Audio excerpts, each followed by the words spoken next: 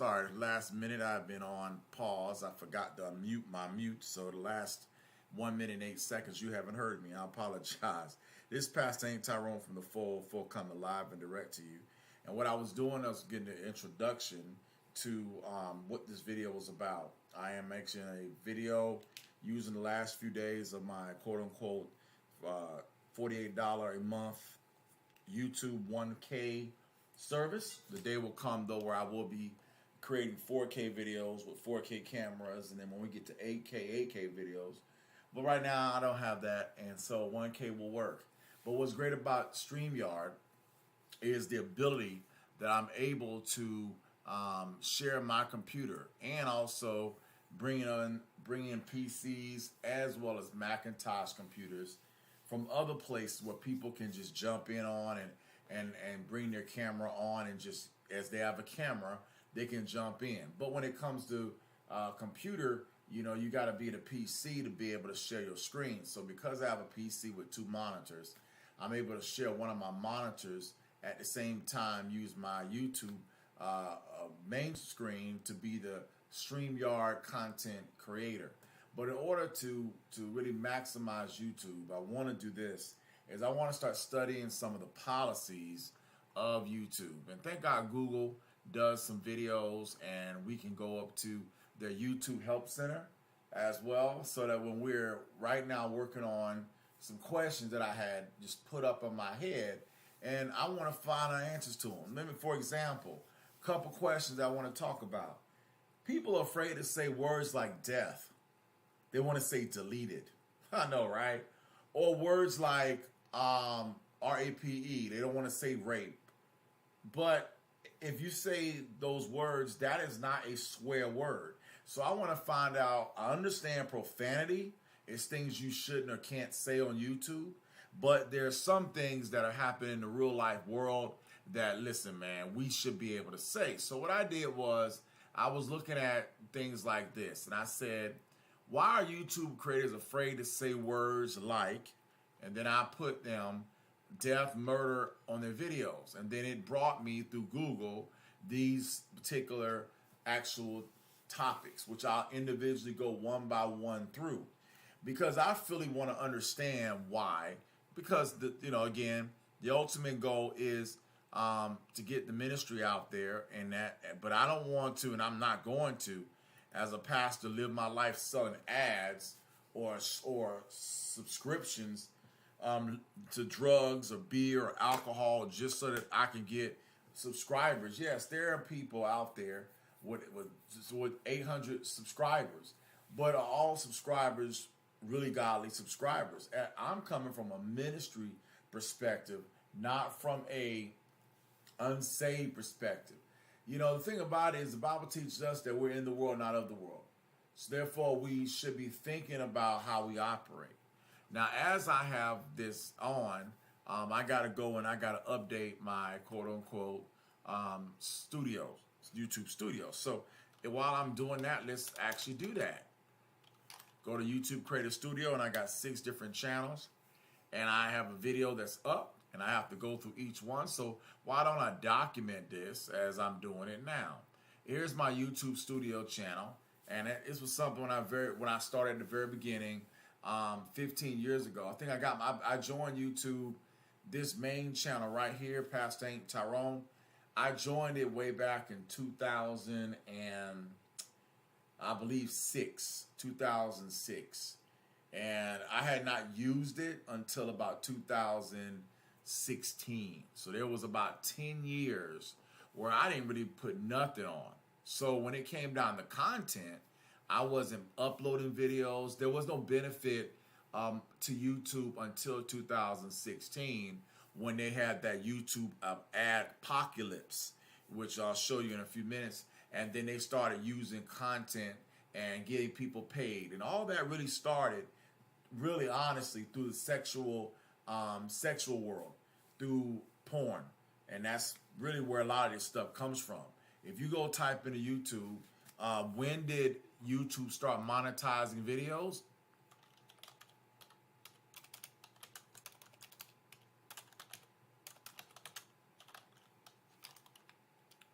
First, when did it come out? 2005, 15 years ago, okay? So that's why I joined in 2006.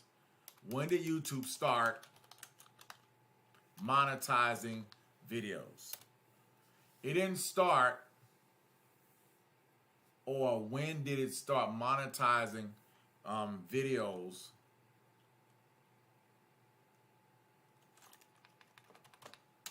for creators? Make sure, because there's a term, content creators. Now, they say to get paid, you have to have 1,000 subscribers, 4,000 watch hours in a year, in 1 year. So that's the rule. But the question is, when did it start monetizing? Okay. Now, they got 10 different ways of how to monetize and stuff like that. But I personally don't believe that my life is going to be built off of monetization.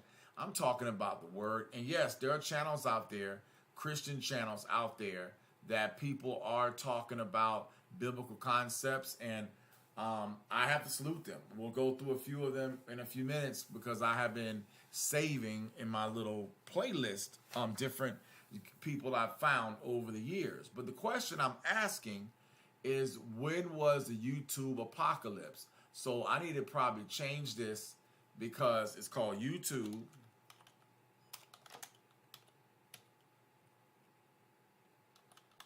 There it is. Adpocalypse. And this came in 2017. And it was a mass advertiser boycott and withdrawals on YouTube. So I didn't know about this. This was something a lot of us back then didn't know. But 2017 was when I started watching YouTube. And that's when I started being aware of it. So let's first go in and we got to click on content. We got to click on live. And then we got to click on the actual thing. And then we're going to now make a thumbnail. So we're going to click on upload thumbnail. I'm going to go to my pictures, and then I'm going to find a thumbnail that I would like to use. And I think I have one for YouTube already. If not, I'm going to have to make one. StreamYard. Screenshots. I need to make one. I guess I don't have one. So we'll just call it as YouTube.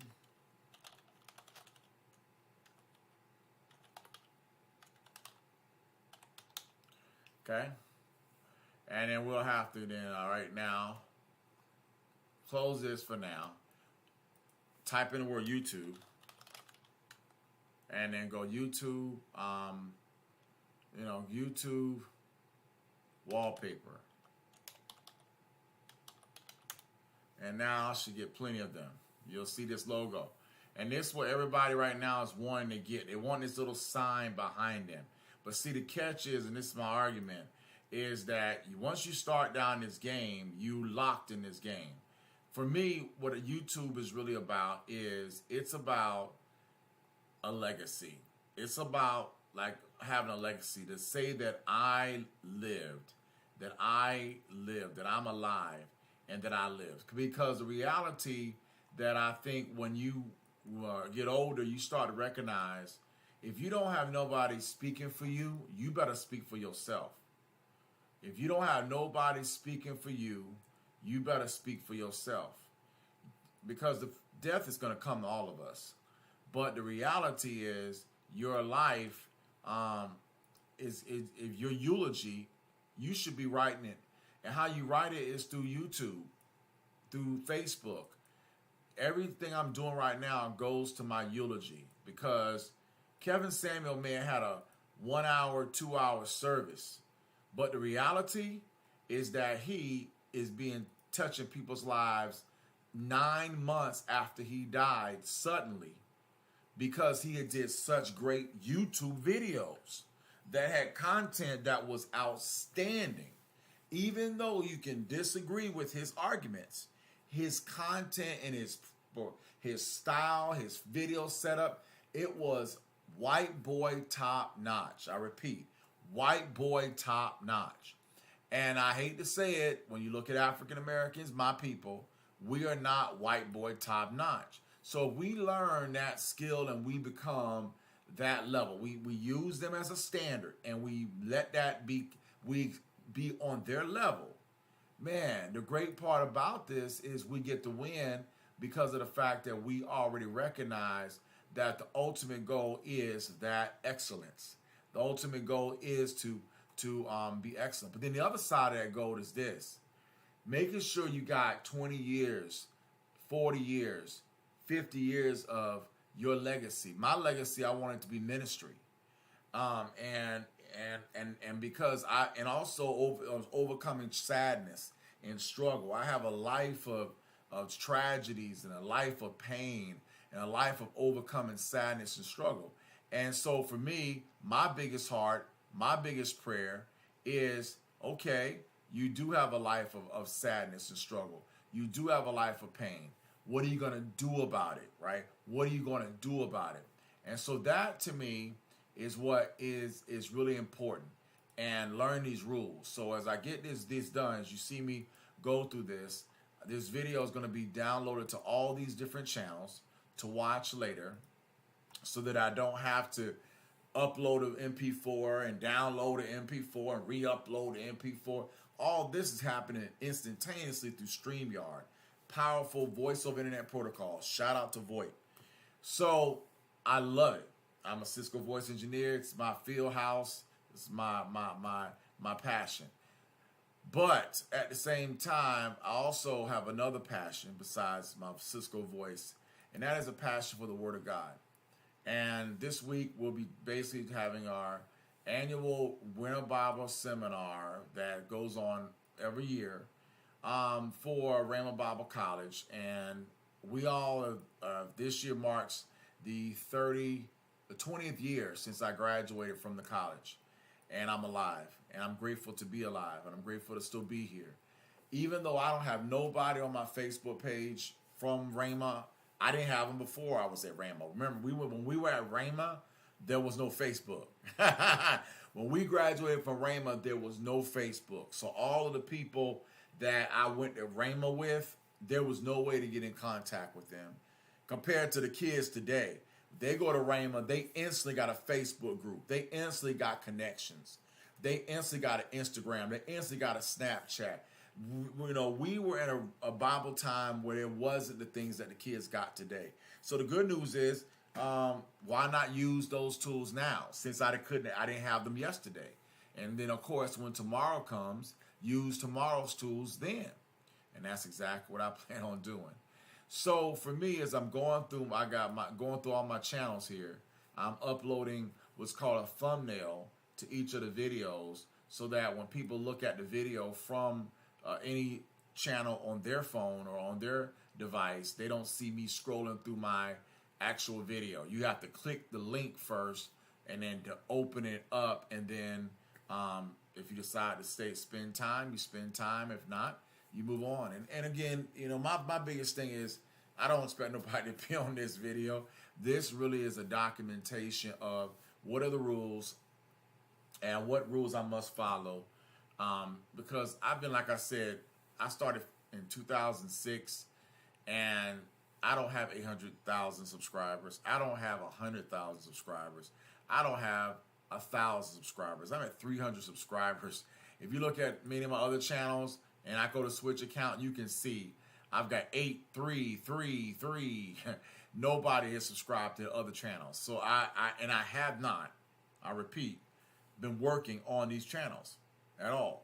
So Beyond Open Door Ministries and the Kevin Samuels channel are two channels that I really want to build, but as well as my main channel, Pastor Henry Howard Jr. And so for me, it's very important.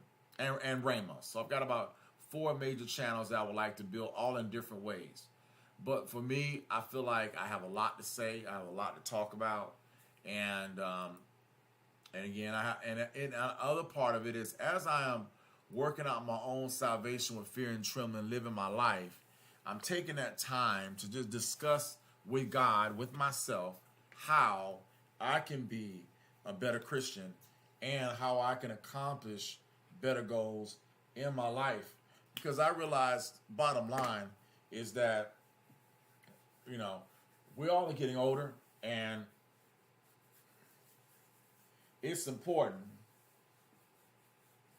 for us to become a good elder. So many of our black men are dying before their time. They're never going to become an elder. So our health and our physical fitness is critical, but I think all of it starts with our mental and biblical foundations.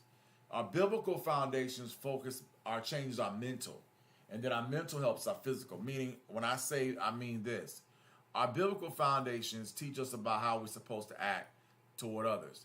And then what ends up happening is that our now biblical foundations frame what we don't do. Meaning, I'm not looking at hip hop and the evils of that. I'm not trying to play with the evils of saying I'm living for God, but then I'm also watching love and hip hop. I'm not sitting back watching movies that really destroy the soul and not acknowledging Yeshua right here. Yeshua, Jesus Christ, and that his death, burial, and resurrection for us.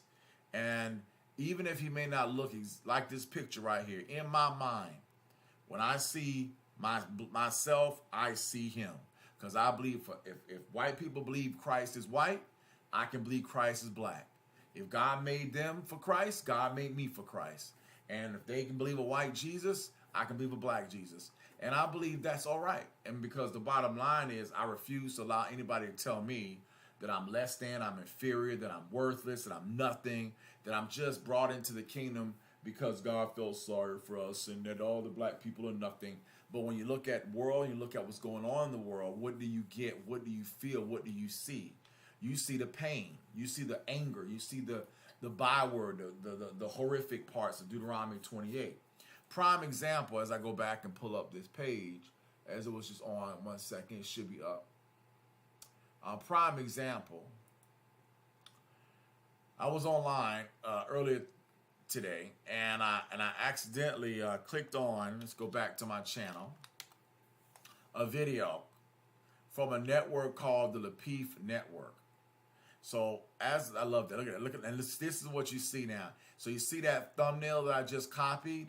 It now, praise the Lord, will show up, and you have to hover over it. Now you can see where I'm at. But the good news is that thumbnail covers what's actually happening in the live video, so that a person has to click before they can actually come into the video to watch. This is all through this program called StreamYard. Shout out to StreamYard. But StreamYard ain't the ultimate. But like I said, my goal is to get to 1,000 subscribers, 1,000 powerful Christians, 1,000 men of God that are living for God. So for example, here's Donnie Houston, and he's got this channel, and all he's talking about is Wrecking ESG Freestyle, featuring Baby Sam and Al Crocker. And if you click on it, what do you think? What do you think you're going to hear? You're going to hear basically him trying to rap in he's a 50-year-old trying to rap like he is in the 20s, looking foolish. Look how he's looking. He's moving around. Old men now, old men. Should be elders, should be people that are old men, should be leaders, should be fathers. These are soon to be dead men because they're not living right for Christ. They're acting foolish, right? But that is what they're doing it. Why? Because they want the 114 viewers to watch so they can make money. So the whole goal is to make what? Money. Well, that's not my goal.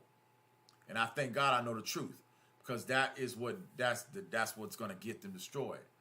But then there's other people like Kevin Samuels, who came on and he had videos where he was talking about relationships and the issues going on with black people.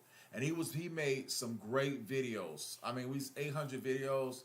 On average right now, he is immortal now, because before he died, he had 1 million subscribers, and then he suddenly died in May of last year, and now his numbers have gone up since his death. That's the way it's supposed to be. How many people do you know that's big on YouTube, right, died, and you want to go watch them after they have died? You don't know. Why? Because when someone dies as an influencer, they're forgotten. But he had an impact that won't be forgotten. At the same time, there's other channels out here, like this channel called MMMO, got 109,000 views from 3 weeks ago, an 11-minute video. And she's talking about MSNBC, and she's talking about Tiffany Cross, who we don't even know who she is. But, I mean, in the sense of, unless you're into politics. But she's a Christian, supposedly. Black or white, I can't tell. Her voice is a hybrid mix. One moment she sounds like a sister, one moment she sounds like a white woman. But she talked about things that I was listening to, PTL, TBN, Christian issues.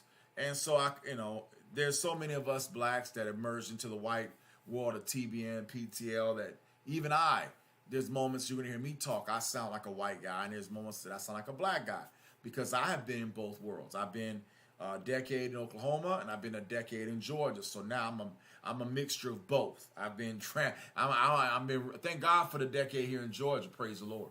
Praise the Lord.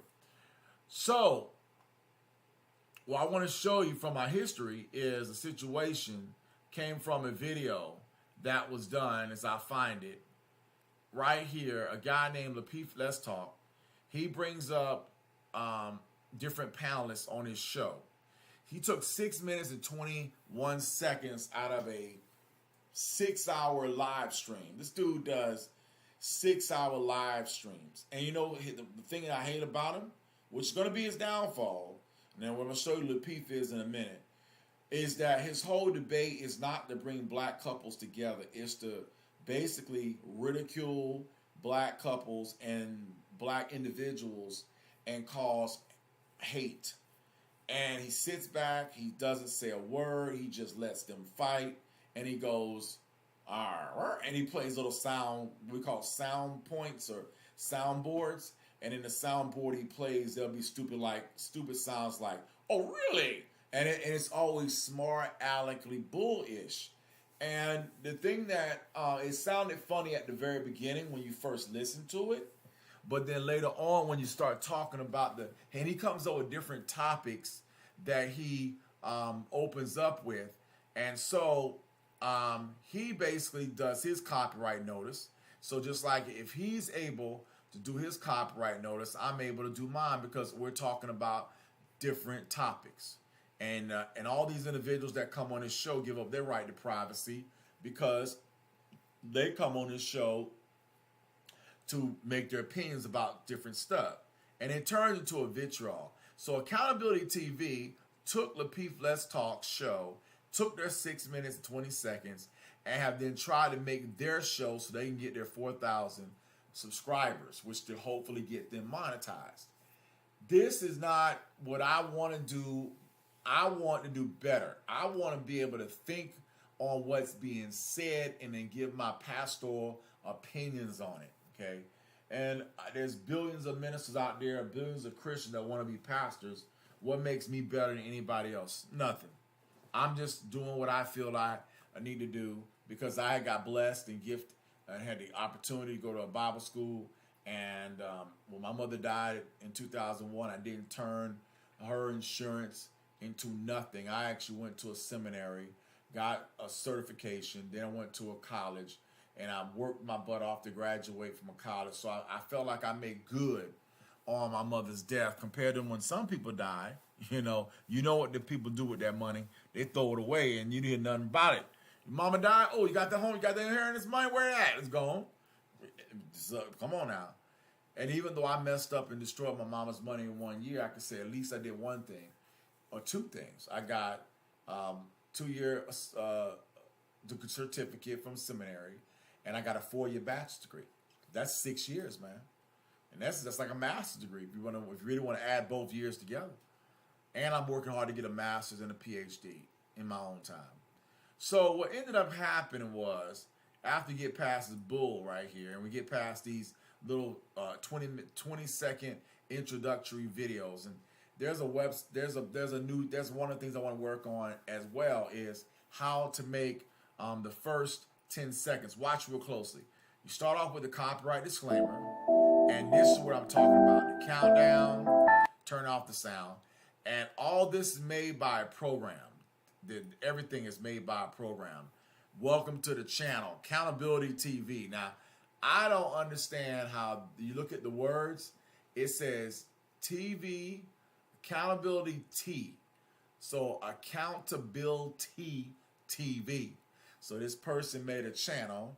It's not copyrighted, but they got their own little 20-second intro. And if you go look at most YouTube channels, everybody's got one. So I'm still behind the curve in a lot of ways, but that's the ultimate goal I want to have. Basically, have my own ministry introductory channel that does my ministry. That's pretty how I want to go.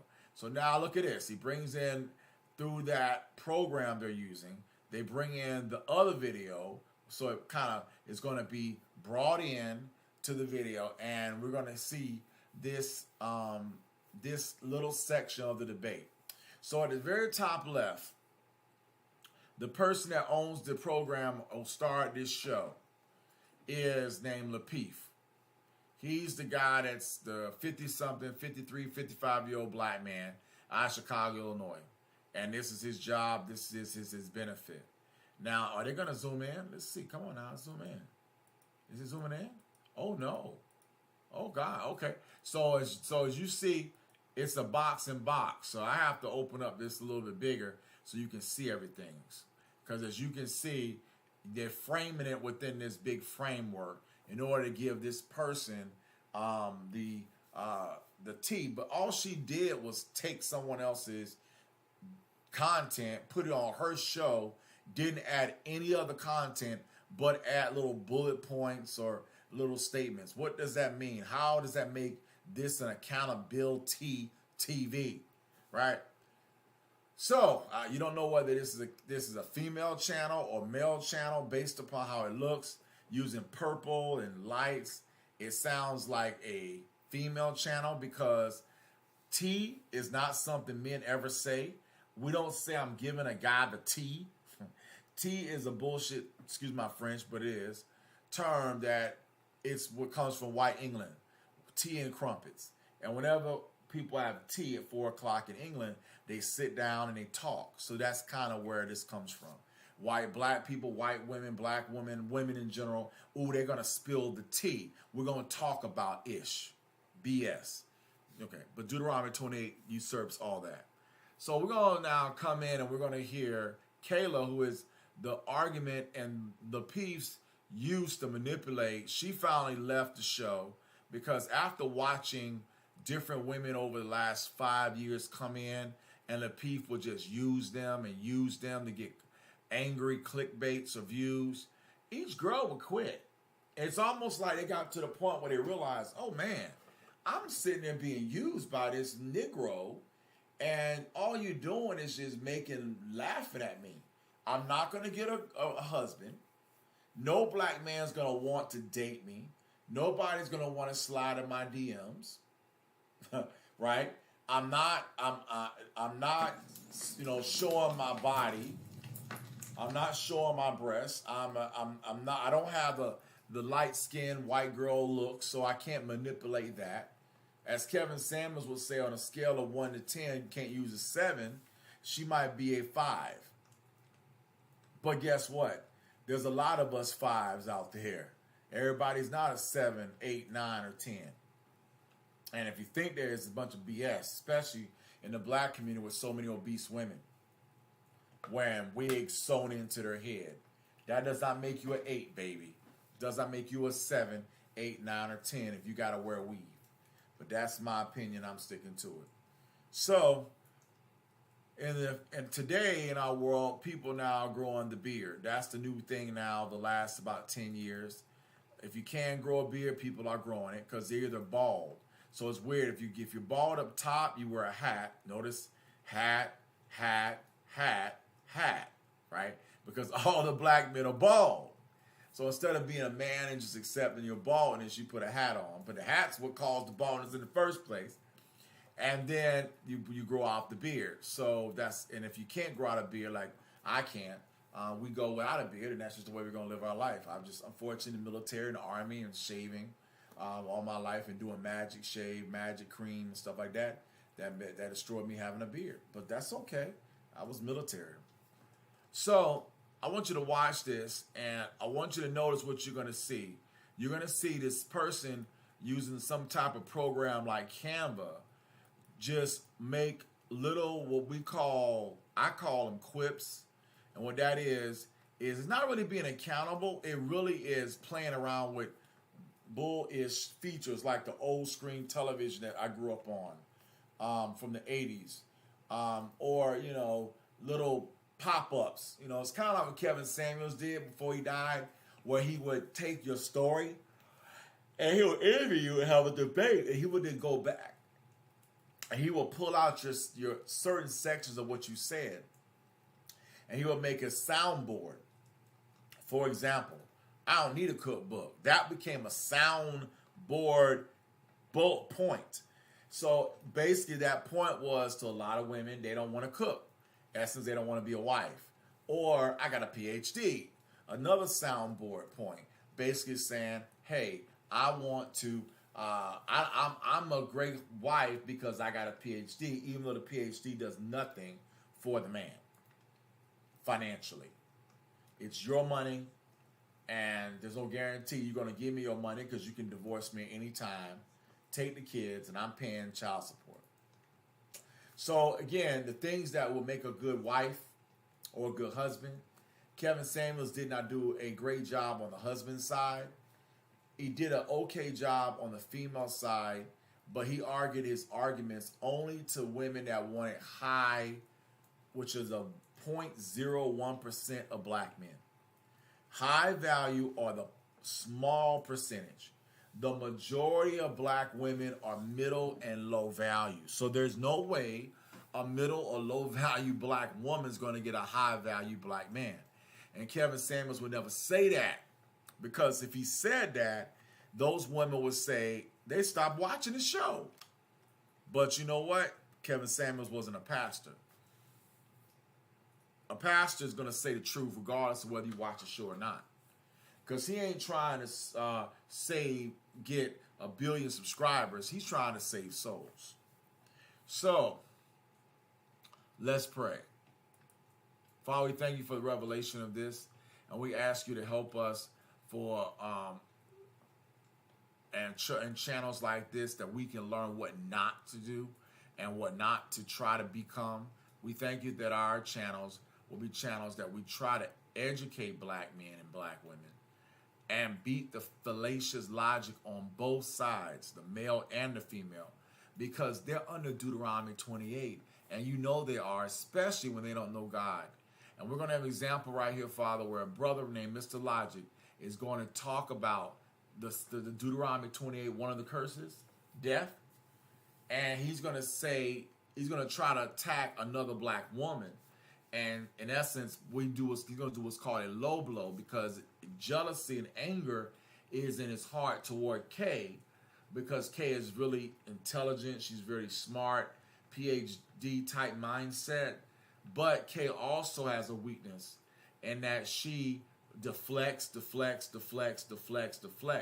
and never is honest. So Mr. Logic, being a person who's listening to the show for years, sees that and is angry at that, so he's trying to and he's going to throw a low blow because she's a teacher, and one of her students was murdered.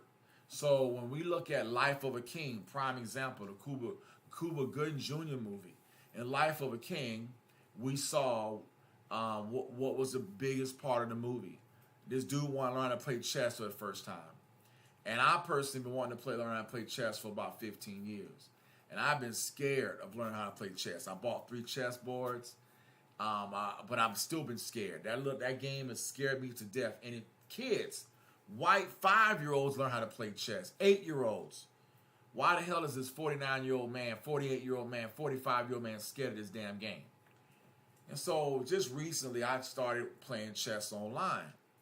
And I decided, okay, I'm going to look up chess, and I'm going to play it online. And I tried, and it was phenomenal. And the tragic part,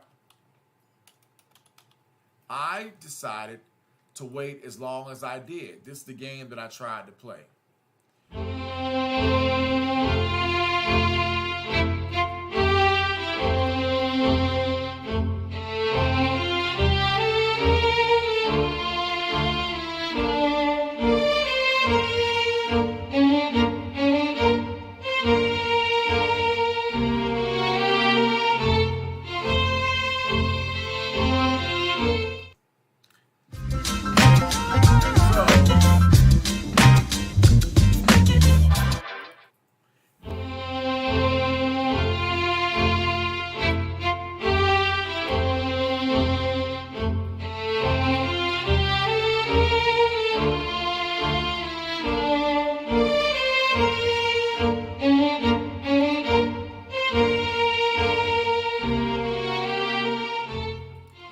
tried to learn how to play chess.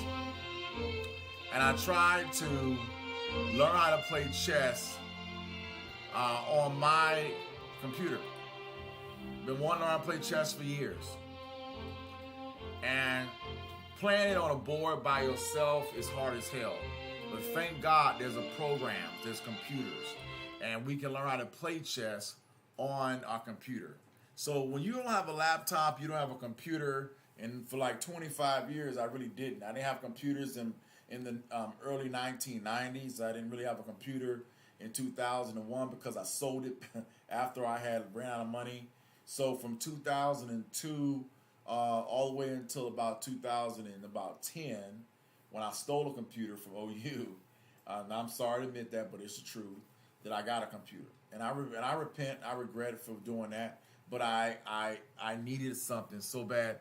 Or I had to go to what's called a computer lab and stay in there at 3 o'clock in the morning just to use the free computer because I didn't have a computer at my home, and there was no way I could go home and just read the textbook and study. I needed to have access to the internet, to the internet, to the internet. So, and I didn't have internet either because I didn't have enough money because I was on welfare. So, as we go and talk about life, you know, what this girl's teacher named K.A., her student died. So in the back chat, she went to everybody in the back chat and she was like, hey, I just had this bad thing happen to me. And Anton Daniels, who's, let me explain who the people are.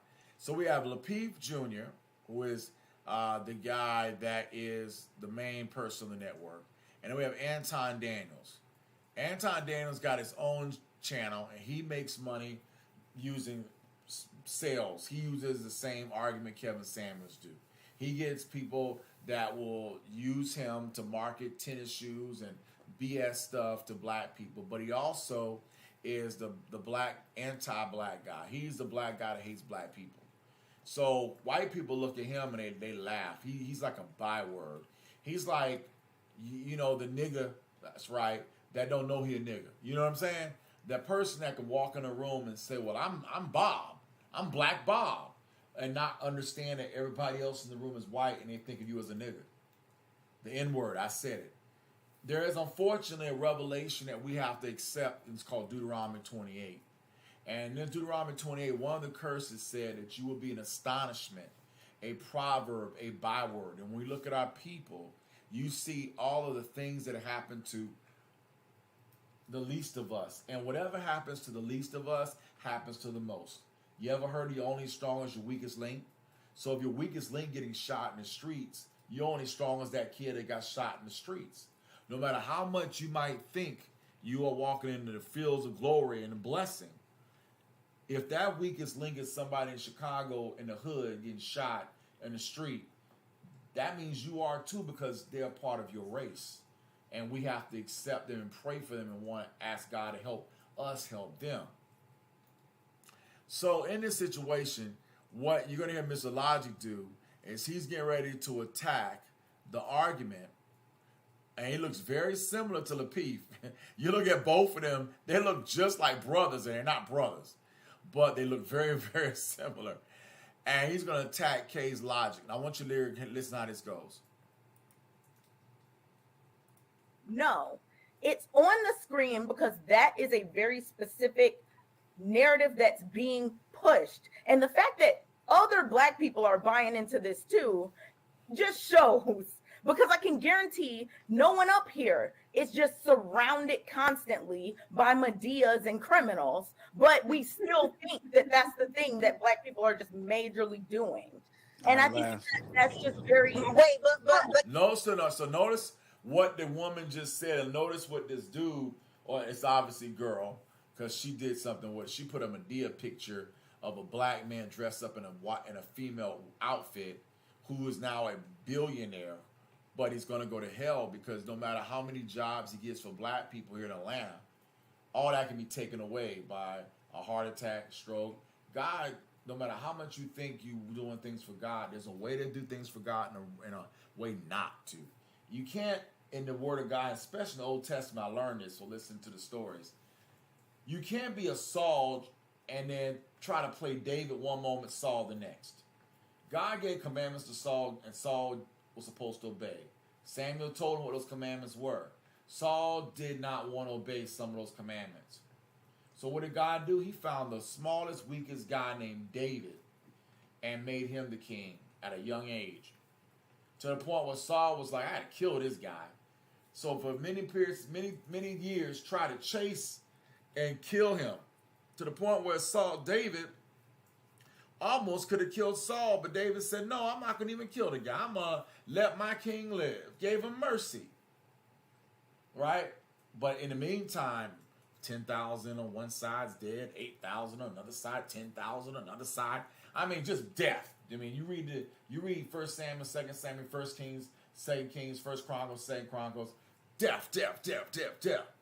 But what I learned from listening to it and reading it was that God has certain rules, and God expected us to follow them. Today, we don't have that. We see death as Tyree Nichols. Well, let me tell you something. The death of Tyree Nichols is a lot smaller than the death back in the Chronicles. Okay? Thank God we don't see that kind of murder. I think we look at God a whole lot differently today. But what you're going to hear, unfortunately, this black ladies do, and this is the typical argument. Let me just give you some words. All, none, most, any of those are adjectives that women and men use in arguments when facts are given. And the reality, we got to put these in the statistical analyses. This girl, her name is Kay, never brings up stats ever on any show. But she's always quick to argue against any stat that's brought up. So in this situation, Mr. Logic is going to bring up a stat. And in the stat that Mr. Logic brings up, you're going to see that Kay is going to refute it. The moment another sister, her name is Gail Q, who's got her radio channel, got her microphone, she's settled, she's very professional. She paid her $200 for a Shure mic. She got her channel. She's calm, she's collected, she's still. She's going to step up and say, Mr. Logic is right. Now remember, all the while this whole YouTube thing is going on, we know one thing is going down. I'm going to find my boyfriend. I'm going to find my lover, right? If I like you on YouTube, I can DM you instantly. I can fly to your city. We got a sex thing going on. And maybe it turns to a relationship. But remember, these people are talking about topics without God's word being the centerpiece of it. So what do you think the relationship's going to be? It's going to fold. Deuteronomy 28, of course. So, but for some people, like Anton Daniels, he said he got a wife, but I noticed he's not wearing a ring. And I kind of noticed that you never see his woman on TV. She may have left him. Deuteronomy 28 is going to be there. So let's watch the thing. It's about roughly 6 minutes on. But Kay, hold on, Kayla. I have to push back. Hold on, wait. Kayla, hold on. You see what just happened? Kayla, you got to delay. Hold on. This person's taking every moment and making it like a picture of the word. Because see, I got love for you. Stop the cap. But let's be honest, because every time we talk about violence in a city, you deflect. Here it comes. Didn't you lose a student to violence? Why are you even talking about like business that I took off screen? No, I'm on just this saying. show? That is so serious. disrespectful. No, it's not disrespectful. It's fact. It is. No, because as we go along in these shows, you say, no, Logic, that don't happen. This don't happen. But now it's happening. It's in your face, and you still protecting it. It is. That was not. What am I protecting? What am I protecting, Logic? That was the wrong word. What am I protecting? I'm not protecting anything. I'm saying that the reason that Black people are portrayed a certain way is for a specific reason. And you're talking about a student, something that I told y'all about in confidence, and now you're bringing it on a screen. No. You said are. on Facebook, though, okay. It doesn't matter. Q, be quiet. Ooh, No, It's because not- it's not for confidence. You said it in public. Stop. This No, Facebook but you, group, no. Q, please This stop. Facebook group has thousands of Please people. stop. No, The I'm not amount gonna of views stop that because you're these making it niggas seem that he get, said it in private. He he's, didn't say it oh in my goodness, private. he's here. He can talk for himself, Q. But I'm The correcting thing you. He is, didn't say it in okay. But the thing So are you is, wrong about that or no? the thing is that we are here on a show on YouTube, which has a far broader reach than the Facebook group. And you all know this. So I'm not sure what y'all are trying to do, but go ahead, Q. Go ahead, Logic. I'm not. I'm making. Let Hold on, Kayla. I know you got a delay, so it's coming in like you. The point I'm making is that it's real. No matter how your feelings make you deflect from it, it's real. It's something that occurs on a daily basis, and we ignore it. You can blame a million record companies, but until you start blaming the people that's doing it, it's like we're laughing stock. That's why Ron DeSantis can say something to us. We're fucking laughing stock because we know this happened in our community on a day-to-day basis. But we always deflect and try to see and say, instead of putting the blame where the blame lies, we want to blame it on everybody else. And that's all I'm saying. It's not no disrespect for nothing. It's not whatever. And if you think it's disrespect, then I don't give a fuck. We need to start actually telling the truth. This shit happens to us daily. And we sit here and we lie. We sit here and deflect. No, it's not that personal. It's real. That's real life. If anything, that's something you should share. Because everybody experiences that every day. But guess what? Let's blame the white man. The white man, I'm sorry. Ron DeSantis, yeah, say you're sorry. The governor, Donald Trump, blame everybody. But the nigga who we know that did it. That's all I'm saying. Fuck it. All right. Hey, let me just say We're this. about to move on. Okay. All right. No, you probably right, JL. My bad. Guys, just tuning in. Welcome to La Peef Let's Talk. Make sure you guys get them likes up. Also, make sure you subscribe to the channel. Subscribe to the channel. Everybody good? Musa? Yeah. Yeah. God damn. I'm still I mean, like just Cresco still and get just it for out. everybody. That shit hit her a certain type of way. She came at us. She told us that it hit her a certain type of way. So like, I don't know if it was necessarily your intent to exploit that by any means, but Kay came at us in confidence. Now, will I say this? Is your point wrong? Absolutely not.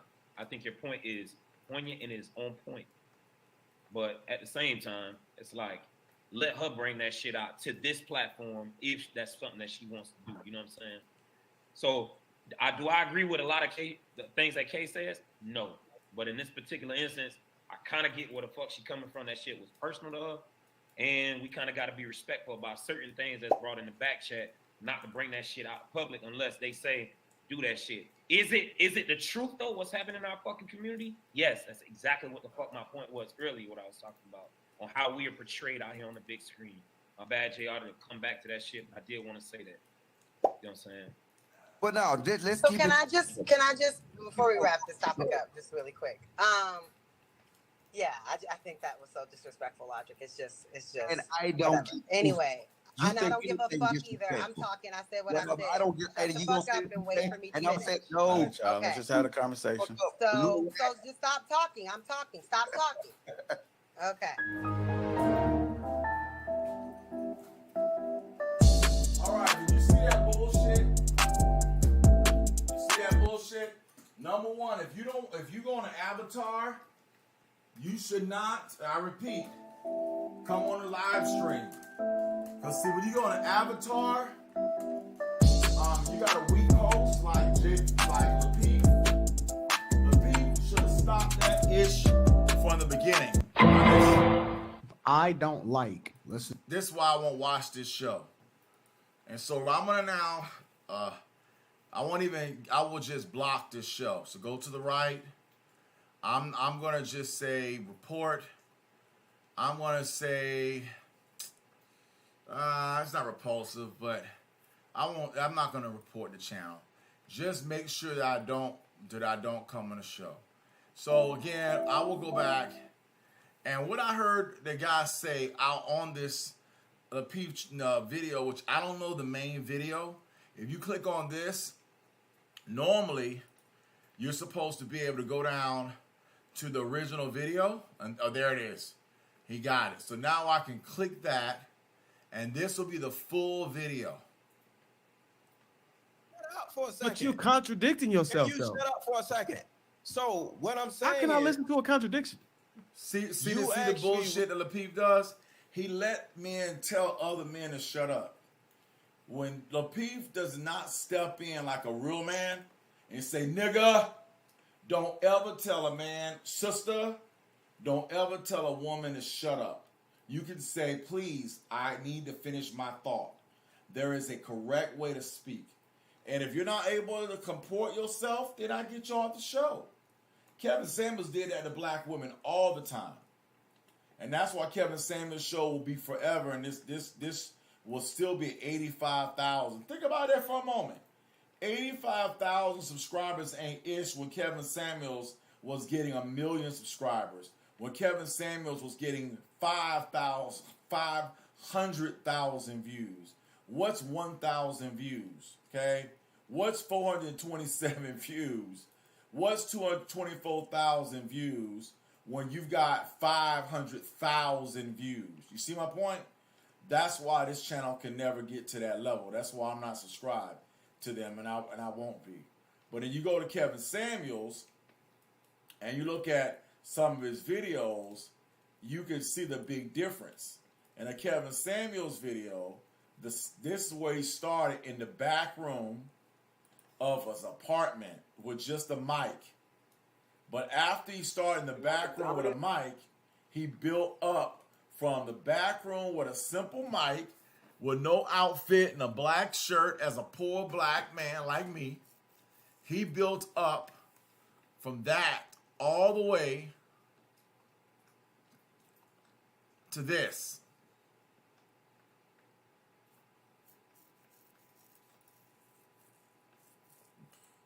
So I gotta pass away for this to go through commercials. To this. Yes. And that's all because of the advertising. These people were paying him, but that they paid everything from the clothes to the outfits to all that. The only thing that made Kevin, and I think this would cause him pain, was he kind of lived the life of lies. Lies of glasses, 2 glasses, 3 glasses, 4 glasses, watch, cologne, all that's being paid for. But that's the way white people have been doing it for years as well. It's just that in the black community, we don't see that because we don't have that because of Deuteronomy 28. And Deuteronomy 28 affected him as well. He had a short life. But at least he had died with wealth that he gave his daughter an abundance of money to pay for her education, and that'll go through his mom. So that means that grandmama will get that money, and then when my grandmama dies, she'll decide where that money goes to. And I'm pretty sure it's going to go to the daughter. But the money that's being made right now by me just watching this video is because of the quality, the excellence. 585,000 views, and this is a 1-year-old video. 1-year-old. You looked at the previous video I was doing for the people watching for the Lapeef Network. Tragic. Just him, but it's his mind. It's the 30 years of study, the knowledge, the wisdom, and the look. All of that came together. And the high quality content. He picked outstanding subjects. He was able to have intellectual debates. He was calm. He listened. He got mad. But if you notice, most of the time, look what he's doing. Listening. Challenging. Listening. Challenging. Listening. Challenging. And what are the and listening. That's the thing I'm working on. And listening. And listening. And challenging. And listening. And challenging. And listening. And this is just one episode of many, many episodes. He's talked to thousands of women. And one of the things I realized as a man, as a minister, that my weaknesses about women is that I have not talked to hundreds, tens of hundreds, thousands of women in my lifetime. I've been so scared of women. And then, of course, being a fat guy that's lived poor and in poverty makes it more. because you got women like her that I fall in love with, beautiful lips, beautiful skin, beautiful hair, light skin. Then you got the beautiful dark skin, and Kevin Samuels can talk to all of them, from the dark skin to the light skin to the in between. It doesn't matter, and those women loved it. They loved his mind, even though they liked what it looked. But y'all, we never got to know Kevin. Kevin was a softie. Kevin is he knew martial arts. He said he took it when he was young.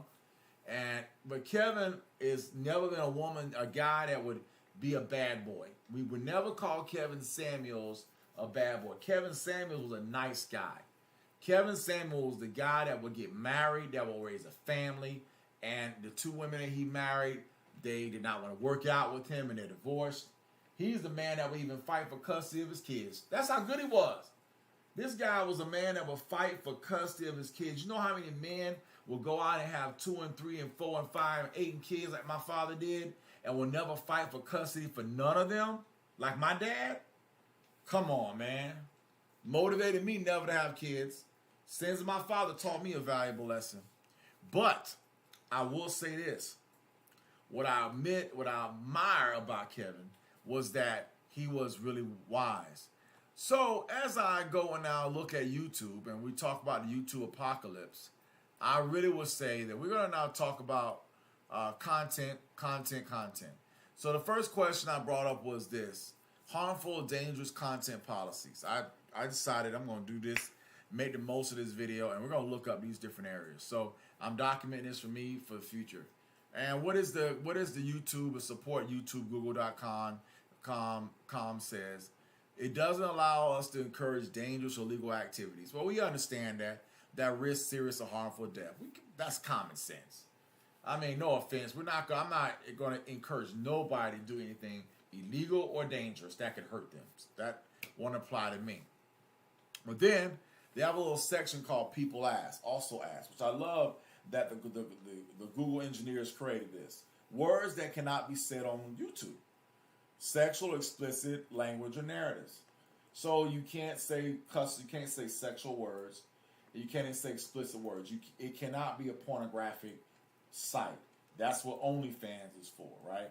That's what those pornographic sites are for. Got common sense. That's not what my ministry will never be that. Profanity. I mean, that's excessive. It does allow profanity. I know as a minister, that's one of my biggest weaknesses. I come from the military. 4-letter words, some for SHIT, things like that, I've said, because I get angry sometimes at when I see Satan do certain things to people, and how life works out to me or through me, or and I get mad. The Bible calls it righteous indignation. When we see someone being hurt, we want to fight for them. But the Bible also says, "Be angry and sin not." So, and not to let corrupt communication proceed out of your mouth. So it's one of those areas I'm really working hard on, to be angry, but just don't let my military words come at me. And we can't hit them either, because that, of course, would be violence, and that's not godly either. Then we got, it says, if you start cussing within the first 15 seconds, I'm pretty sure they're going to change that to the first 30. Probably next 10 years, it'll be the first minute. But the issue is running ads. Ads. Okay. Now, I don't understand how running ads gets you the number of views. I watched Kevin Samuels. I'm not caring about anything. I haven't bought anything from Kevin Samuels on the times that I watched. And I saw him go from about 30,000 subscribers to 500,000 subscribers to 1 million subscribers. And it wasn't because of the ads. We did not see ads. I have YouTube Premium. So I didn't have ads because I was paying for YouTube Premium. But what I saw for him was the live streams. So he would have, as I would go into his channel here, he would have first off videos, but he would do the live streams. He was one of the very first ones I saw. So he would have these amazing live streams that would be 2 hours long, 1.4 million views. 600,000 views, 862,000 views. This was the last video he ever did. I watched that video on that day. He died the next morning after being in a sexual encounter with one of his dates. Tragic way to die, but hey, he died after getting some afternoon delight or evening delight or good morning delight. So, I mean, hey man, hey brother, there's many ways to die. That ain't a bad way to go. I mean, you could be in a car accident, you could be mangled, you could be decapitated. I mean, there's a lot of ways to die. But having a woman by your side that can call the rescue, get them there to get your body, so it doesn't go cold, so it doesn't be go into like my mom when she died, be found 8 hours later when rigor mortis set in. The way my mama died is a horrible way to die compared to the way Kevin Samuels died. He at least died with somebody who made love to him. That speaks something. That means she liked him that much, right? But it was because of his great shows. It was because there was about probably 50,000 women that would have died to come to his bedroom that night. He had the choice. Man, he had shows with women that literally from Asian women to black women to white women, but he chose black because he came out of Oklahoma, the same Oklahoma I moved to. And when I moved to Oklahoma and I experienced that experience of being in Tulsa poor, being in Norman poor, seeing the white racist whites as a poor black, it really opened my eyes to who I was and as a part of the black race. And it made me really recognize that even though I love Christ, that doesn't mean that God's people love me. Even though I went to white churches, it doesn't mean that God's white people love me. Even though I went to Oklahoma Sooner land and said, Boomer Sooner, Texas sucks, and went to the Cotton Bowl, it doesn't mean that the Oklahoma Sooner colleagues, former classmates, former students would help me if I was stranded on the side of the road, okay? Because I'm still an N-word to a lot of them, regardless of how many black football players run football for Oklahoma Sooners. Deuteronomy 28 as a race on black people is still flowing and still there. And watching Donald Trump come in later on after President Obama answered it. The crazy thing about me was that when I went to Oklahoma, I went there never thinking that we would get a black president while I'm in school. 2008 comes. I am right now struggling through University of Oklahoma Price College of Business due to my fault. I was accounting and I never should have picked that major, so I was failing. And also I was dirt poor. So I didn't love accounting. I didn't like it. I didn't like it at all because I couldn't do mental math. I couldn't do add, subtract, multiply, divide because I hadn't done it in about 10 years. So why did I pick accounting? Stupid. Because I wanted a business degree, and I said if I got an accounting degree, I can become a pastor. Well, an accounting degree is like becoming a doctor. You got to have 10 to 15 years of practice to become a doctor. Well, you got to have 10 to 15 years of math and mental math to become a good accountant, to read numbers all damn day. I never did. I never had no family members that were accountants, no uncles, no cousins on either side. Okay? So, something happened. So, I ended up getting a letter saying that I'm kicked out of OU. And I'm like, oh my God, this is spring of 2008. Oh no. December of 2008. So right in the fall of 2008, I'm going to Price College of Business. I'm making bad grades. Stupidly, I kept taking accounting classes. Could have easily switched over to supply chain or management or MIS, which is what I'm doing right now, MIS. But I didn't want to be MIS. Would have walked me right into Cisco. God did not speak to me, or I didn't hear him. And I was angry because I didn't know what God wanted, and I really didn't want him to talk to me.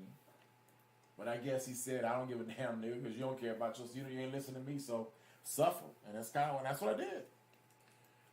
So I ended up just saying, okay, I'm going to do whatever I got to do to graduate. And I had a black lady by the name of Deborah Binkley Jackson. And she was over a program called Trio. And for about 2 years, I ignored her, and I thought I was the ish, and I didn't want to go by her office. I wasn't trying to ask for help. Well, this time I came to her like, Lord, I'm in trouble. I'm about to get kicked out of school. She wrote a letter to the financial aid office. At this time, I had already borrowed about $50,000. I needed about $15,000 to graduate. And I ended up changing my major to management. And I went to spring, summer A, summer B, fall. And I graduated from OU. I actually got a 3.0 GPA the last two semesters. Really last 3 semesters of my OU career.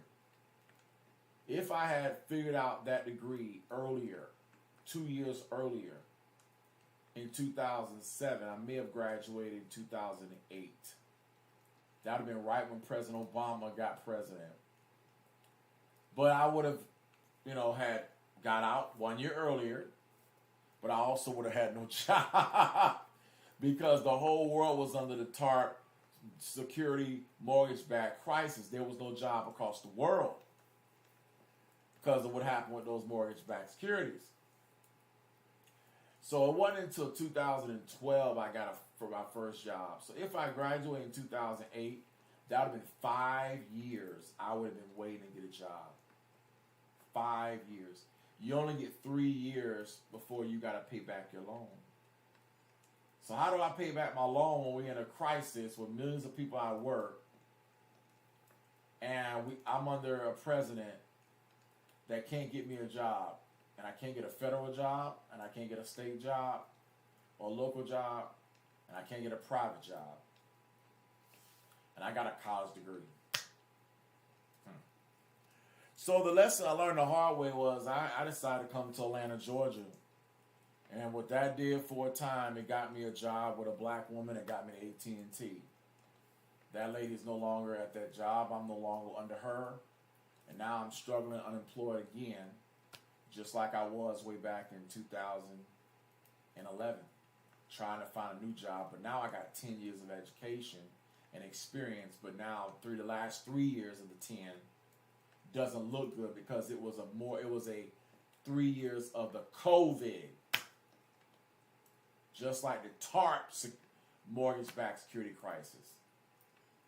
And working for white people that did not like me, and I ended up hating their ass. And to this day, I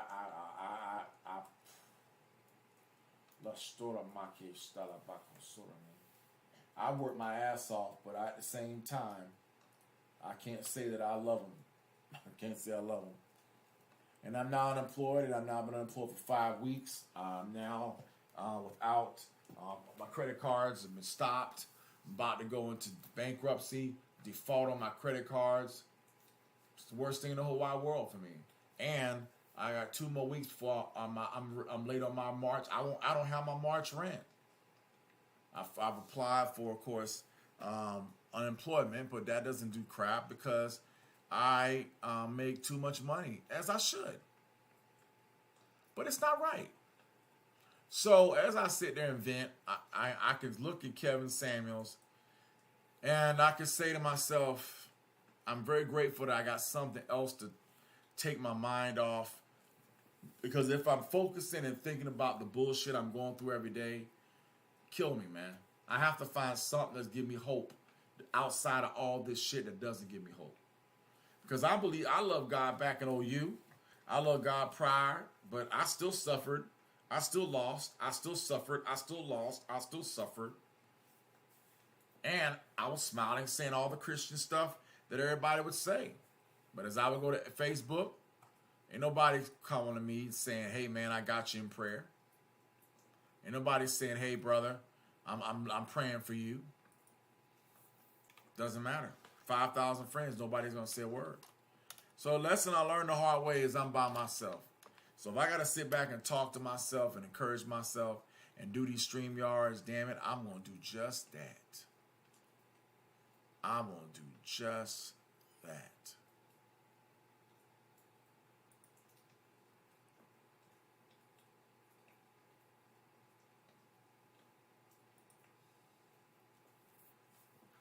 Amen. Amen. So, as you see right here, I'm gonna turn some of this crap off. I don't need to know. I don't need to know about his. I don't want to see that.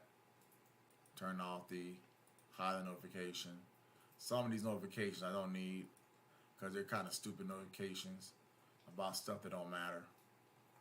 So, Kevin Samuels is definitely the standard. But he did some great stuff, like this white girl who was a young white girl that called in, right? She's a 3, not a 5, not an 8. Doesn't look like a model. But, hey, there's a lot of white women, white men, black women. We don't look like models. We're not going to be on that level.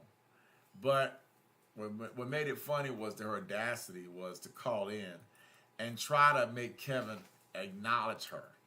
That was the part that blew me away. That she actually thought that she was going to make Kevin Samuels acknowledge her. Kevin Samuels like, I'm going to acknowledge you. And he did so well that you had to laugh. Watch this. All right. That was an unscheduled stop. But while we do this, Danielle, we'll go ahead and bring you in real quick. Somebody's doing a... As harsh as y'all may think this is, I need you guys to understand. They're from a man. Oh, I see what happened. Go ahead, Danielle. This is a white girl. Her name is Danielle now. How are you? She's going to call in. Good. How are you? He does so awesome. I am well. He does the basic standard opening. He has the skills of the computer world to bring a person in, have a conversation with them, but block the rest of the world from hearing them. So if you can't bomb rush him and start saying BS, like you see with a lot of YouTube channels, they got, someone calls in, they put the phone right to the microphone so they can say anything. And it's like, you don't know what they're going to say. How you can prevent what they say from hurting you? Kevin Samuels knew exactly what to do. That is excellence. What's the question? Costs thousands of dollars now. You're going on about fallacies today? Oh, so she knew right there, fallacy. Where do we learn that? We learn that in Plato's Republic, Socrates. We learn that in logical reasoning, understanding Greece. That stuff ain't taught in most high schools to black inner city kids. You got to go to a white university to get that. What are you? I'm 25 now. 25 now. Are you single or are you married? I'm currently single. All right. What do you have to contribute to the conversation? Are you a feminist? I was going to point out the fallacy in your judgment. Are you a feminist? Oh, there it is, right there. She goes, and Kevin's so smart because the moment they say, you know that they're about to come out hard. And Kevin instantly asked the question to kind of stop her. And as he's asking the question, are you a feminist? She says, I want to point a fallacy in your argument. It was perfect timing. Perfect timing. Again, we're studying content creator policies, right? And again, this did not stop or get Kevin strikes. It actually got him 682,000 views in 1 year. I mean, we're talking, I need 4,000 views to become monetized with 400 subscribers. This dude had 628,000. 500,000 views of a 27-minute video in 1 year. The power of the algorithm. I'm not. Okay. Yeah. You're the chick that came in like Elton John. I'm gonna tell you one thing. I'm really not into contrarians. So this is how intelligent he was. I'm really not into contrarians.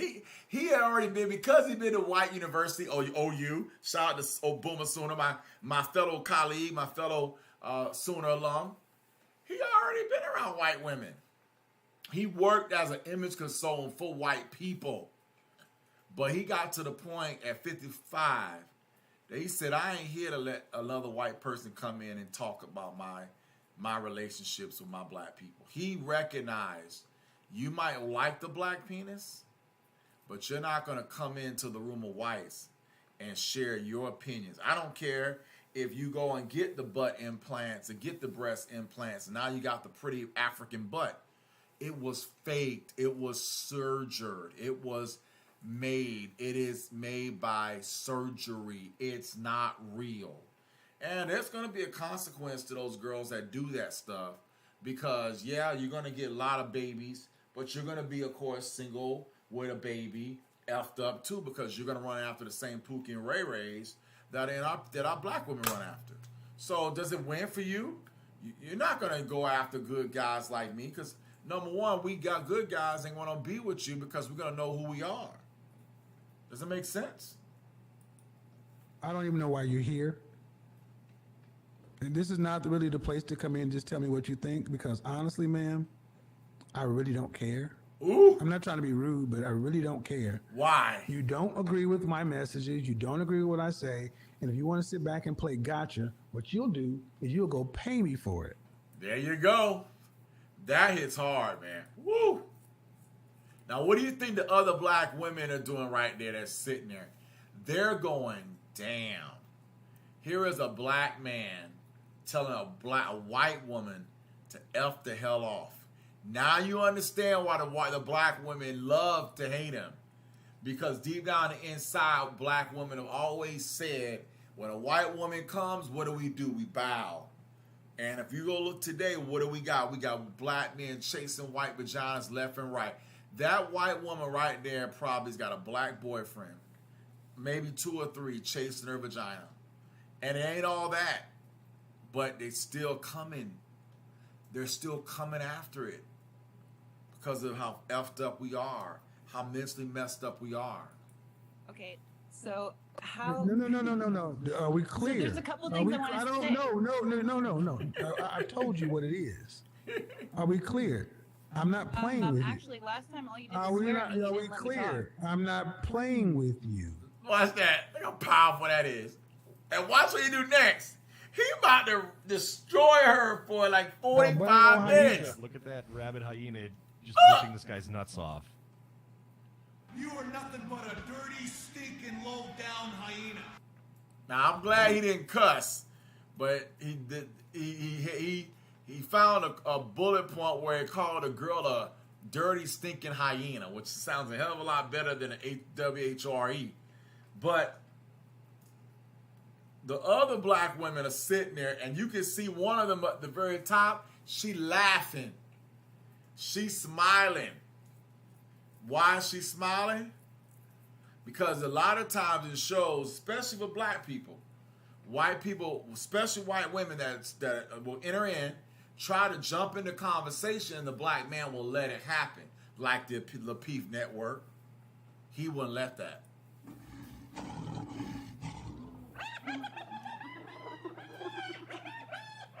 Holy shit, look at that rabid hyena just ripping this guy's nuts off. Hadouken! Be gone, slut! Oh my God. I would have called her a slut. Stop talking! Not the banging! Stop banging! Oh. Anybody's gonna take that bitch down. I ain't like that. I ain't like that song right there. That was a horrible profanity. I mean, that was profanity right there. But look at the live replay. Look at all the likes. Look at all the people crying. The guy's chat replay is going through the roof.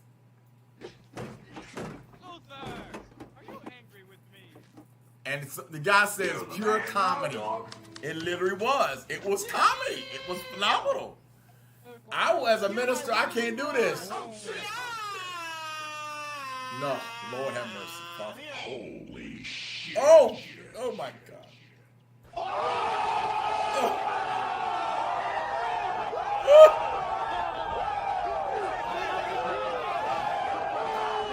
And she sits there. Someone gives 20. Don't come back. She sat there and looked like, I ain't going nowhere. That's really shocking. A white woman would take that kind of. Karen. Karen thinks she runs shit. I need to speak to you. There's something I need to speak with you about. You mentioned at the 1 Notice hour how good he was. and He had a 32 camera minute 1, and 6 camera 2, second mark camera 3. that a fallacy starts with an F. Phonetically, it begins with a PH sound. And it's really not a fallacy to think. We're sitting there like, why are you here? This is college. He's talking about being in white schools. Hold on. There. Why are you here? Don't you have some baked chicken to go fuck up or something? I mean, she finally. Don't you have some baked chicken to go mess up? I mean, what you have questions? Ask your daddy. I don't have any. I told you want to ask me questions. You pay me. Oh my God. I don't let Karens question me. We've been free since 1865. You don't get to come question me. Ooh. Now you make me go there. Ooh. They think they run shit. I have questions. Karen. Ooh. Oh my God, look at her.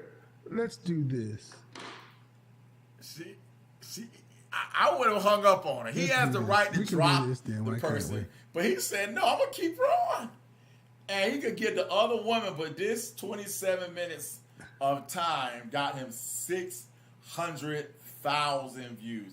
And if you notice, nobody's going to. Karen I'm Maximus. going to look at the actual. Karen is Maximus. I'm going to look at the actual. Oh my God. 5,000, almost 5,000 comments in 1 year. You cannot make this shit up. I'll let Karen question me. Oh my God. You can't make this shit up. Karen is Maximus. No one the wants fact that to she was see so what desperate you to say, unload her Karen is Maximus. philosophy and she stayed on the Karen is soundboard Maximus. shelling is all inspiring. Here's the thing. Yeah, it was. I like it when Tyrone talks bad to me. Exactly. Ooh. Oh my God, I like it when they talk rough to me. Ooh, give me a little hot sauce. A way of speaking, absolute oh my vintage. God, I like it when you tell me I'm not wanted. Ooh. Ooh. Oh, it makes me feel special in my tingly places. Oh my God, I've asked you to leave, ma'am. I've asked you to leave. Excellent. And you're going to stay around, so I'm going to Everyone says Kevin hates black women, but when you watch that, does that say Kevin Samuels hates black women? But you going to sit your ass proves here? he did. But you know where it came from? Remember Rocket Man? He knows what it felt like to live in Oakland, burning out his fuse out here. Yes. Oh, look at us. Karen is so offended. Oh my God. I am going to call the police. I'm going to call the police and the authorities. This is unacceptable. You Negroes are out of control. Ever since we gave you the right to vote, look at what you guys are doing. This is some bullshit. This is reprehensible. I have questions. I have questions, and I have a paper due tomorrow. And I was going to outline everything that you had wrong with the focus fallacy. You knew exactly. This is a little school, man. This is philosophy 101, 202, 303. There's also thinking of focus fallacy, but I think there's like 100 different types of fallacies, but I never heard of the focus. I go back and look that up now, man, because if there is such thing as a focus fallacy, I'm gonna be crazy. I'm gonna be like, Lord, I'm so sorry. This guy is so smart.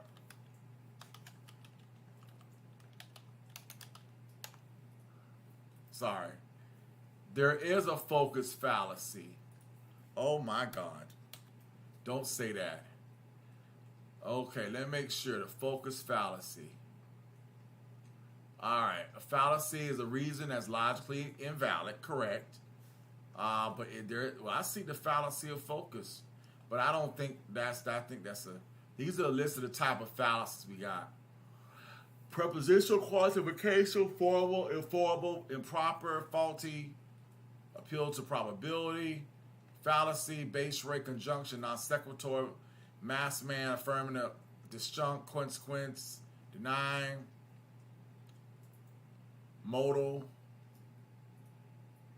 Wow, these are some new fallacy. I gotta study some of these. Fallacy of accent, fallacy of division, false authority, false equivalence, false equivalence. They use that all the time. That's a big one. Historical fallacy, McNamara fallacy.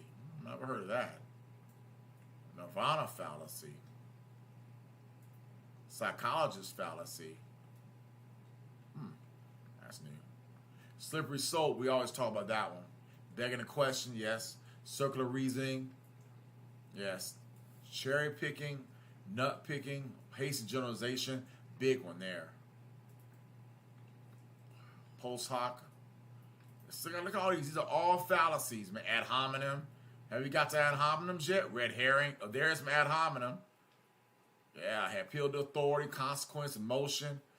Oh, God. There's so many fallacies. Oh, my God. And I'm telling you, here's the thing. The funny thing is, Karens really believe look at this shit. She is still there. I've told her to leave, and her Karen ass will not leave. She is entitled. See, I want you guys to understand.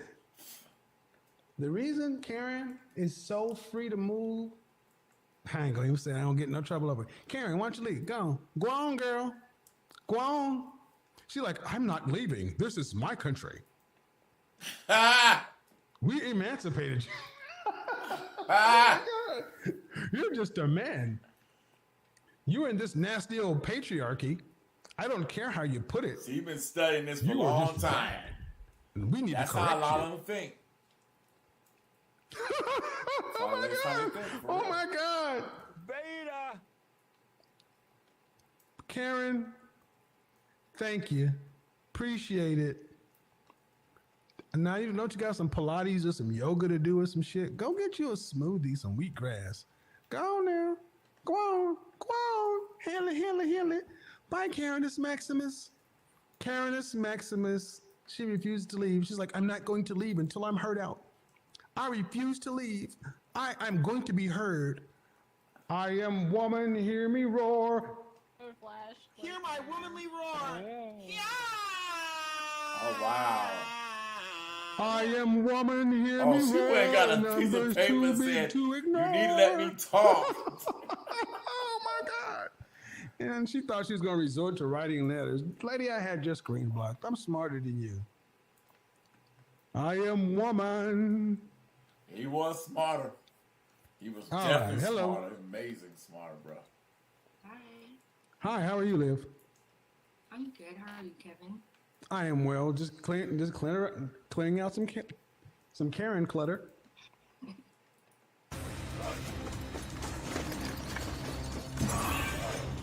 you saw what that did?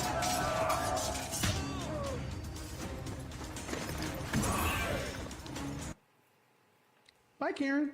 How old are you? I'm 22. All right, we got the youngsters in the house tonight. So what's the question? The focus fallacy. So I was wondering, you said this earlier, that a lot of women mismanage their prime years, and I was wondering if you could kind of clarify how, what steps I could take to, I guess, optimize them. Well, before that, we got to know what you want by age 50. Do you want a family? I would like to have grandkids by 50. So that means you want a family. Yes, definitely. All right. How many children would you like to have? Watch this. This is great. This lady's arguments she's gonna show so many foolish, illogical arguments and how ignorant she is. But she's 22. But I hope that she listens to this video and goes back and really does the work. Because she's 23 now. And maybe in the past year, she's grown leaps and bounds. Because I've grown in the 2 years that I've been meditating his videos. Because the stuff that this guy was talking about, Pastor George O. Davis didn't say ish to me about this when I needed it in 21. He didn't care about none of us. And I hate to say it, no, most pastors don't. 3 maximum. All right. Do you want to be a working wife or do you want to be a stay-at-home wife? I'll work like until I have kids, and then I would like to be a stay-at-home mom. So in essence, so that means a stay-at-home wife. Do you see the logic she thought? Now, let's be realistic. She's a skinny black woman that right now all she got is light skin and some white hair that gives her the ability not to get a sewn-in weave. But she has no fat. She looks like she's a European descendant white woman with a little bit of melanin. Okay? But she thinks she's going to get a black man or a white man, maybe white man. And that he's going to make so much money that she doesn't have to work. So she immediately did the typical bullish logic. I'm a black woman. I'm going to find a man that I don't have to work. My mom had to work. And that was 1970. How much the more you in 2023 with all the broken homes that my generation created and my mama's generation created. And you're now the third generation. But her mindset was, no, I'm not going to work with my husband and we work together and be a power family. I'm going to have kids and I'm going to sit home. That was the bullshit Damien's wife even thought. And that's the craziest thing because she was making only $27,000 a year herself. Now her butt is working as she would have always been. Working for a year or two don't matter. Doesn't matter at all. Okay? You be a stay-at-home wife. Now watch What the state do you live in? education part. Here comes the I'm in education. Florida. All right. Do you want your kids to be able to go to college if they want to? Yes. Definitely. You want to be able to pay for that for them? Watch the international question about travel. Watch this. Well, yeah. Or, no, or do you want them to have to go fund it themselves? No, I would definitely pay for their entire college. Ha! How did she already make this assumption? I'm going to pay for their entire college. Watch her ask the question. He's going to ask her, what do you do? Did you go to college? What's your degree in? Let's see what the answer is. Paying for nothing because you'd be a stay-at-home wife. Thank you. You ain't paying for nothing. Your husband will be paying for it. You want to be able to travel nationally or internationally with the family? Yeah. Okay. So how much money annually do you think a man would need to make to be able to afford a wife, 3 kids in Florida, to be able to afford to pay for college? And definitely in Florida. Expensive ass Florida. Well, nationally, internationally. Unless you're in Jacksonville, but Jacksonville got no jobs. And to live the kind of lifestyle that you envision. Based on the city that I live in, you'd probably have to make around 300 to 400,000. Mm-hmm. Who is making 300,000 in the black community? Let's be real. If I asked her right now, does your father and mother make $300,000? Is the home that you're staying in right now a home or an apartment? What's the zip code of where you live? What is the income of your mom and dad? Is it close to 300,000? The answer would be no. And so the point would be the guy you're going to qualify for is going to be the same salary as your mother. That is your standard. Especially if you don't have a top-notch degree in education. Let's find out if she's in school. But Okay. you can live in Florida. Okay. No. That's a fair number. No, it's not a fair number. Kevin was completely wrong. Nobody's making 300,000. 50% of black people 75% of black people make under 75,000. That means only 25% of blacks make over 75,000. 10% make over 100. So like 3% make, if there's 3, 2%, 2 to 3 may make 300. 2%. What is the oldest man you would want to marry? Watch this. Right now, In the future. 32. 10 years older than you. Mm-hmm. And what kind of profession would a man need to have to legally earn $350,000 US? If he was if he's a high MD, like a A high what? MD, like a medical So a doctor, like doctor. a surgeon. So a You could doctor. make it on that. You could do some lawyers like corporately. High MD. And hold on. Doctor, lawyer, go ahead. Engineer. And no engineers. Yeah, Zero. we don't make that much. Why? I don't. God damn it, because they don't make that much by 32. Exactly. It depends what. No, it doesn't. See, when it doesn't work the way they want to go to the extreme of the outlier. Yeah, you shouldn't have Does the cussed, average engineer make around that money at 32? No. Thank you. Then let's move on. Thank you. Then let's move on. Okay. He's studying her well too. It's pointless to talk about it because it can. We don't talk about possibility. We talk about probability. That's all I'm saying. See how intelligent he was? Ma'am, a doctor, an MD. Now remember, You gotta now go a to doctor and undergrad. MD got to go to 10 years of school. Medical school residency. By Right, what that's age? 10 years. That means they don't even get out of medical school till they 35. So she wants to marry a doctor at 32 who's in residency right now. He's busting his you-know-what just to get that title. Just to pass the medical board, to get board certified. He doesn't become a doctor to 35. And they're just starting off. They're starting out. And then they don't become a top-notch doctor till they 55.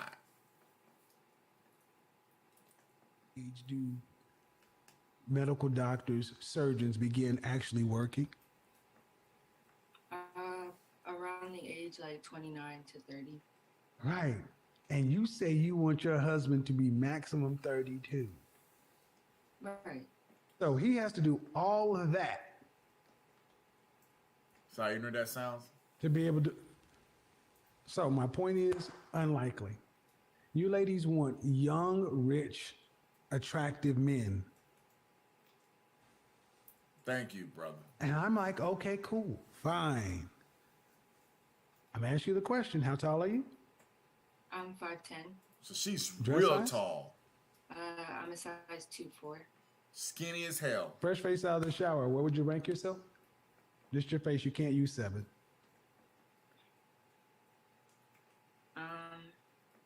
So she's a 5'10". About, She's a model body, because 204 means a model. But she has no butt. She can buy one and get it injected, put in her behind. But you can look at her, and I can promise you, she is not a master of sex skills. She's not a great oral sex person, probably not a great vaginal person. Probably doesn't even like doing sex. She's 22.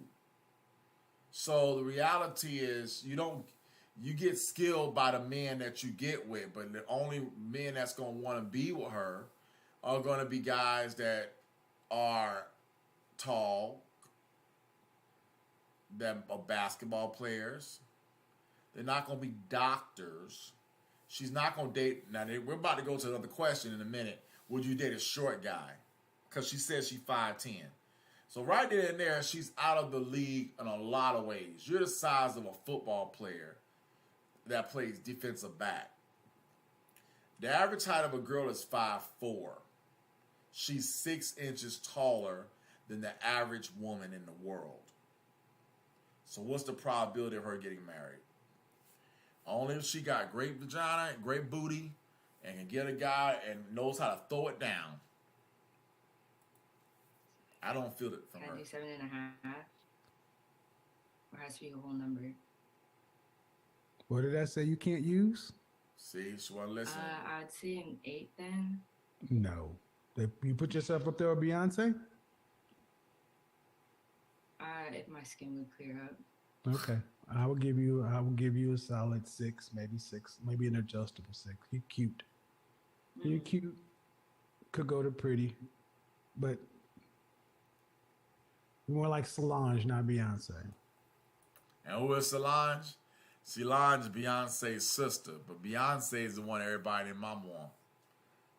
But she's serving the devil, so you know the odds of that. And the only reason is it's not unattractive. It's just, it's better than average. It's above average, okay? But you're tall. You have, you're thin. But the question is, at a man who is earning $350,000 a year by 32 is in the top 1% of all earners. Exactly. Especially for his age. And he's going to have to be taller than you, right? There it is. Well, you're 5'10". Do you ever wear heels? That makes you 6 foot. Have you ever dated a man that was 5'7"? I dated men who were. Do you want your husband to be taller than you? Yes or That's no? not a deal breaker for me. I asked you, what do you want? So you'd marry a man that's shorter than you. Yes. All right, still. Even if you're married, but 5'10" is the average height. At the end of the day, man, the question still kind of remains the same. At the end of the race, because you're standing at the finish line because you want to be a housewife. Yeah, she want to be a Are you a 5'10" worthy prize? inch tall ass housewife with a man that's doing all the hard ass work. For a man. At I that feel rate. that with my profession that Okay. I would at least want my husband to match as much as I would be making. Ma'am, what is your profession? So currently I'm a college student. I'm almost done with my degree. What is your profession?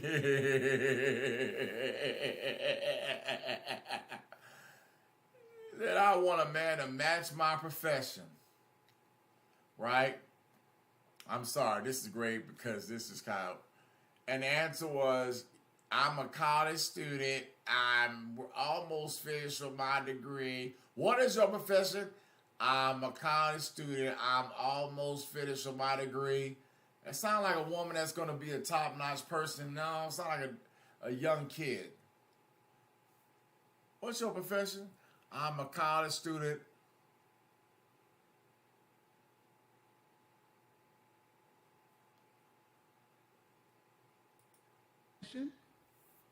I'm getting a degree in chemical engineering. Right, that you won't use. Think about that for a moment. I mean, I know chemical engineering very well. I went to school for it. Didn't finish, but I went to school for it. And you said at the end of the day, you don't want to have to work. You want to be a housewife. So you won't have a profession. You'll have a degree. Knock it off. Carter. See, just like the two women up there above you, you are overinflating your value. And women who get men who are $350,000 earners or more do not inflate their value. They actually have that value. The reason you're overinflating your value is because of what you want. Because if you had the actual value, you would need to overinflate it. Simple. I asked the question, are you a worthy prize for that? And now you're standing there at the end of the line. So is all your competition. Almost 100% of women want the same man you want. Exactly. Why should he pick you? That's the question all women have to ask. Why should he pick you?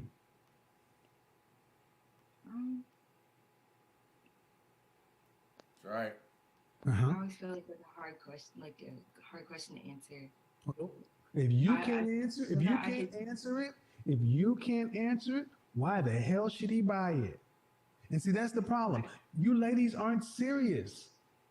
It's a hard question. So French toast what? You want a top 1% man and to be a housewife and have a luxury lifestyle. I'm sorry, the question's hard.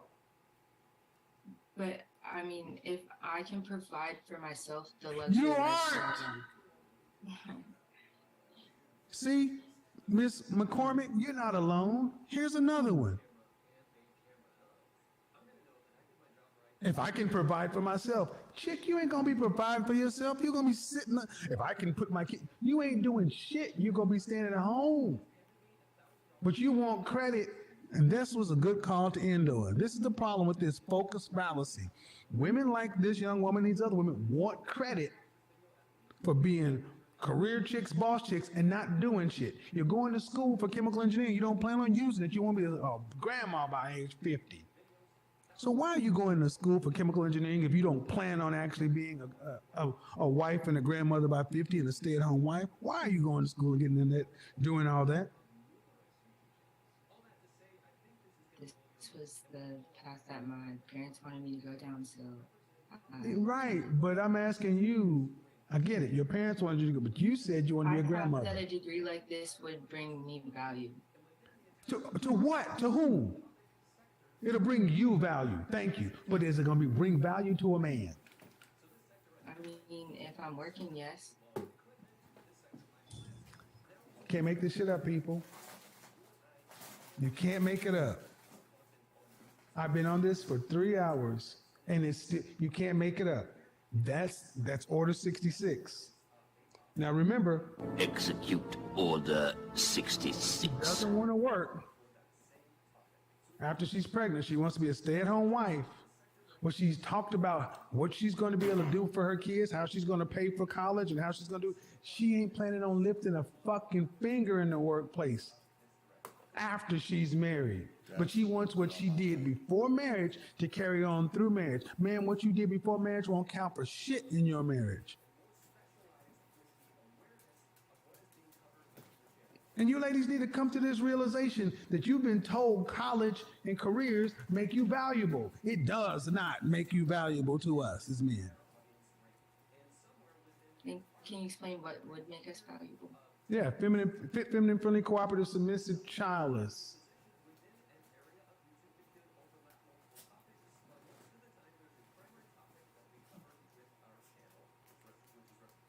Those things make you valuable.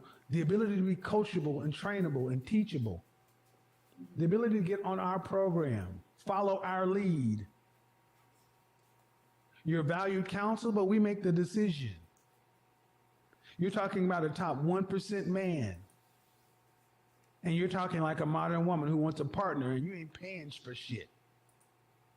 No, I don't want to be their partner. Like, I would like to be their wife.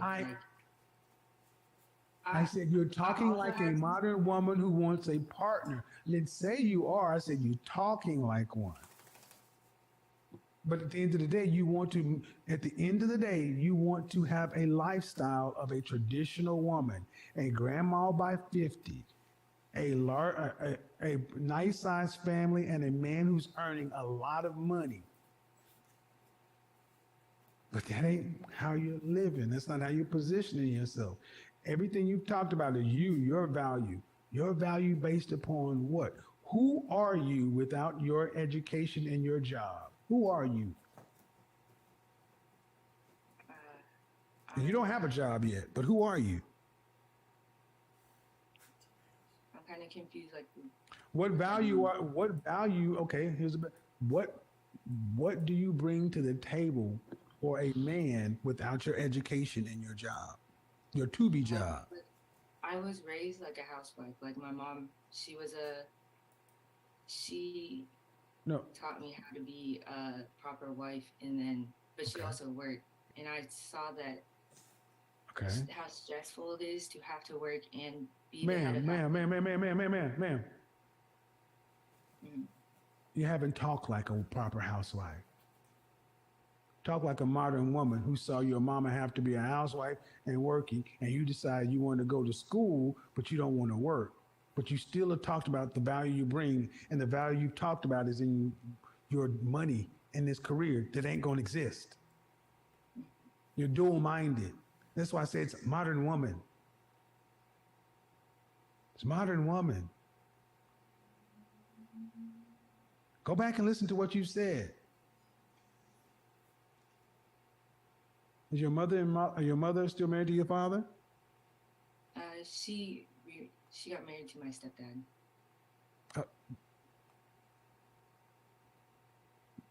Was that the man you were saying she was married to during your life? Or did she marry somebody else? They've been married for 12 years. You said she taught you how to be a housewife. Well, she taught me how to be a proper wife. Like A proper wife. What is a proper wife? She understands that he's the lead of the house and that you are in support of your husband. Do you sound? Have you spoken like a proper wife?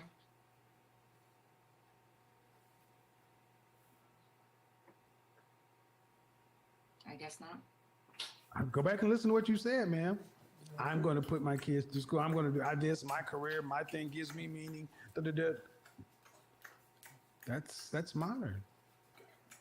And see, that's the whole thing about being self-aware. So many of you ladies are trying to live dual. You want everything, or you don't know what you want. And this is my point to you women. You need to get serious about who you are, what you want, and then can you get what you want? What can you bring to the market? Because one of the biggest problems is so many of our women have an overinflated sense of self, I had a kiss, I couldn't even do nothing about it. She already got it. or have no idea what they want. Give me kisses on me. And then you go out to the marketplace, and because you can't make it work with men, you say it's men's fault. No. You guys have been raised to be all over the place. So I'm trying to get you to understand, what do you want? You said grandma. Well, grandma needs to be married by 25. And then you don't want your husband to be any older than 10 years older than you. Well, that means you want an extremely rare man. So what is a good age range then? I'm done with it. Go outside, booby. I'm done with it. Please help me. I'm done with it. I've already answered too many questions. If your mother and father are married, ask them. Seriously though. I mean, I'm trying to be as patient as possible, but okay. So guys, what I hope people have seen tonight is when I say that so many women walk into the marketplace and they're just given a Christmas list. And they're just, I want this, I want that, I want this, I want that. Hey, no. Don't Don't do that, booby. Don't know what it takes to get it. Just know what they want. Booby. And then No. Hey. when they go check out and they're ringing it up and they see all the money, all they do is look back at you like, you gonna pay for this? And guys are like, well, no. No. Listen, booby. Don't play with me, boobies. And just like I'm having conversations with you ladies, there are women who are already out there who are standing by the law library or by the library at the engineering school and doing the stuff that y'all wouldn't do. Guys are talking about I have a show with women who are marrying types. No, women who are marrying types aren't on these broadcasts. And I'll be honest, I'm not going to go hunt women to bring onto the show for you guys like that. They don't move like that. It's not as though I won't bring them on, they don't move that way. What you mean don't move that way? He didn't have that many guys. So, like I said at the end of the last They broadcast, never won't come on the show, bros. when it comes, I remember having a nightmare the night before. I wonder whatever happened to that guy that's still trying to take over from Kevin Samuels. It's been about 8 years.